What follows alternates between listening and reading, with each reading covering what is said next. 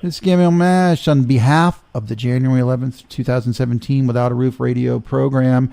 And it's my distinct pleasure to have on the phone here for a pre-record Shelby Nacino, class of 2018, law student, Policy Advocacy Clinic, University of California, Berkeley School of Law. Welcome to KZFR 90.1 FM. Yeah, so I'm a law student at UC Berkeley, and I'm currently working on a team that is interested in studying the business improvement districts in various cities in California. So with that said, what does the face of poverty look like in downtown Chico based upon the folks you have talked to? And what does it seem to you that the business improvement district has been doing to address that? You know, I've not visited Chico directly. A lot of what our report has been interviewing people who are on the ground, as well as talking with the city and submitting public records requests to the city.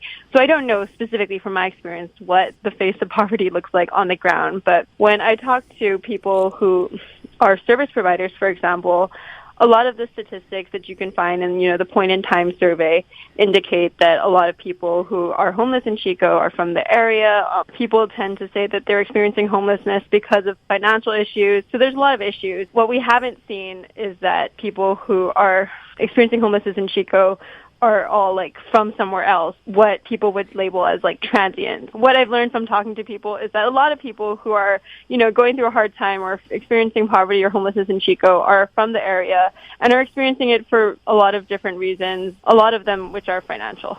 The second part of the question is what based upon your interviewing for this report that'll be coming out fairly shortly, as I understand it, what does it seem like the Business Improvement District has done or has been pushing to help alleviate poverty in the downtown business area? So in terms of what we've been seeing, the Business Improvement District, and I should note that when we say the Business Improvement District, in Chico, what we're really referring to is Downtown Chico Business Association, which manages the area that is the Business Improvement District.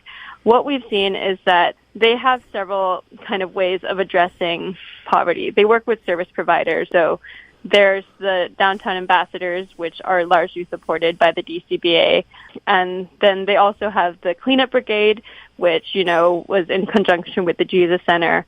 And then they also have this campaign where the generosity campaign, for example, which encourages giving directly to service providers rather than to panhandlers. And then, of course, the biggest thing that we've seen the DCBA do is, in our eyes, it's advocacy in support of the sit-lie ordinance as well as the offenses against public property ordinances. There's a lot of different things that the BID is doing, but the question is whether any of them are necessarily the best way to reach and provide services to individuals who are homeless in the area. Because I do know just from the city council meetings and stuff that certainly the chamber and the DCBA are well noted in public record of being in support of these criminalization activities. And these same organizations now, Shelby, are coming back going, we're still having problems. What are we going to do now? And as an advocate and someone that's been covering this story almost 5 years, I'm not the least bit surprised because criminalizing people is not going to help their face of poverty downtown. Is there anything you would like to add to that or expand upon? So part of what we are looking at is also the enforcement side of it. And I should note that the ambassadors as well as the private security that you see downtown are part of an effort to provide coverage to an area that, at least some people perceive is not adequately covered by the police. But in terms of the enforcement that we've seen from the police, and then also we don't actually have access to complete, police records. But what I've seen from weekly arrest logs is that the police have not really enforced, at least sit-lie. The public perception of the enforcement is that it's not really being enforced, or even if it were to be enforced, people aren't being sent to jail for sit-lie or for offenses against public property. Although actually you were actually talking about a very interesting way of looking at it, because I was actually in those city council meetings, and the way they were able to, not the entire way they were able to get it passed was, hey, once we have these laws on the books, we're going to tell people to move and they're going to do it. And there was actually a lot of discussion at city council about we don't want to be spending money on police enforcement. So this sounds pretty cool to me. We just tell people to move and they do, It's basically the ordinance are used to get people to move. And, what a lot of people feel like this results in is actually just shifting people around. So you move them from one area, they get moved to someone else's neighborhood. They have to move because they're constantly on the move, because if they stay somewhere, they could be asked to move by the police, or they could be harassed by security or anyone who just thinks you need to leave. In terms of the actual efficacy of the laws, it's hard to tell because from what we've looked at, we don't have very complete police records. From people's experiences, it sounds like they're just being asked to move. that's how the law is actually playing out. Well, anything else you'd like to add for closing comments, Shelby? I think that one major concern for us in studying the Business Improvement District in Chico, i.e. the DCBA, is that the Downtown Chico Business Association receives funds from the city. It receives business license assessments, which are levied upon, businesses in the district.